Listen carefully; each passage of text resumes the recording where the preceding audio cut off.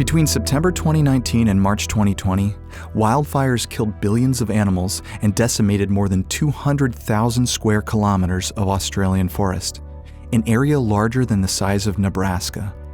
Some thousands of kilometers away in the Southern Ocean, massive algae blooms covered a surface larger than the area of Australia itself. Just how are these wildfires and ocean blooms connected? To untangle that, we look to the carbon cycle. The carbon cycle is the flow of carbon between reservoirs in the atmosphere, plants and animals, land, and ocean. It's one of the key processes that keeps life sustainable on Earth. And at the heart of all this are land plants and aquatic phytoplankton. On land, most carbon is stored in forests. Here, plants absorb carbon dioxide from the atmosphere into their cells.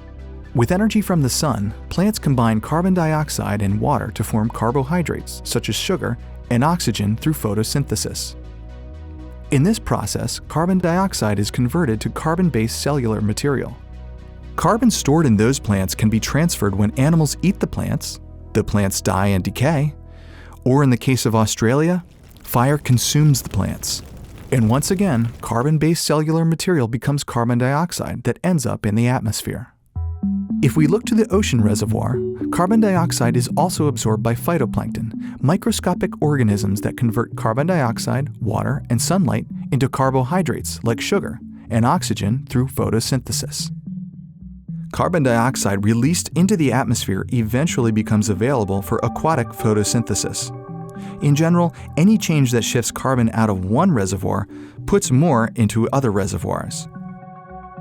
But photosynthesis also requires nutrients such as nitrogen, phosphorus, and iron. Without the right proportions of these nutrients, photosynthesis doesn't happen, which can be seen in the iron-limited parts of the ocean, such as far offshore of Australia.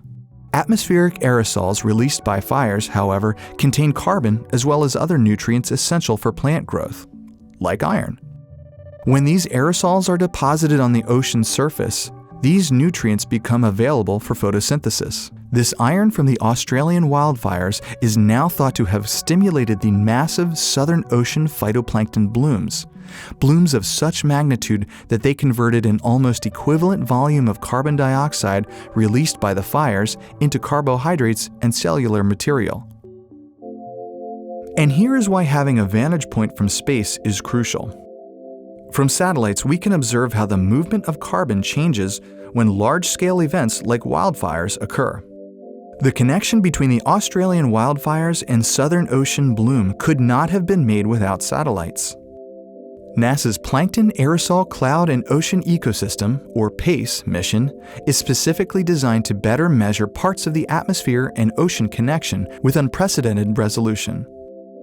PACE's instruments will shed new light on the composition and distribution of these massive mixtures of tiny aerosol particles and aquatic microorganisms. On board are two polarimeters, instruments that measure specific angles of light reflected, which, for example, allows researchers to tease apart the specific type of aerosols in these kinds of massive fire events. PACE's flagship sensor, the Ocean Color Instrument, or OCI, will cover vast swaths of the ocean, measuring concentrations of photosynthetic pigments, allowing researchers to decipher the different types of phytoplankton. With an instrument like OCI, where you're measuring this full spectrum of color, all the colors of the rainbow you can imagine, we can start teasing apart the species and the different functional groups and different communities that exist. The data from PACE will help define those communities, allowing for clearer connections within the reservoirs of the carbon cycle. These fires emitted a huge amount of carbon and other aerosols into the atmosphere, with some estimates suggesting volumes greater than Australia's annual emissions from fire and fossil fuels combined. Those aerosols contained essential nutrients that are thought to have stimulated the rapid growth of phytoplankton in the Southern Ocean. And these kinds of connections can have big impacts. It's really important to know where the carbon is going and where your food source is going. This is important for not just climate studies, but food security. The fires that tore through Australia are just one example of how Earth systems are linked in ways we're only beginning to fully understand. With data from PACE, we'll get a clearer picture of carbon as it links land use and fires, atmospheric aerosols and marine communities, and ultimately improves the data we put into climate models.